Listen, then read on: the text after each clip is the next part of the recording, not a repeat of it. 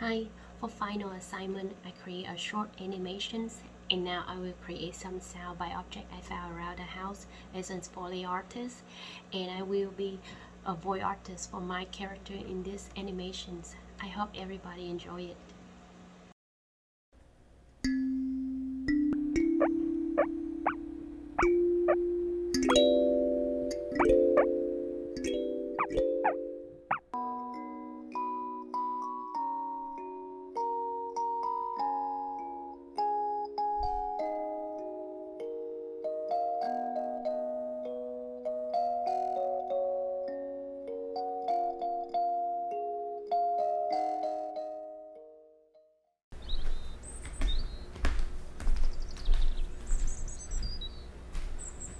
Xin chào các bạn, chắc các bạn cũng thắc mắc là tại sao mình không có mặc bộ đồ Pikachu. Hỏi ông tướng nữa kìa.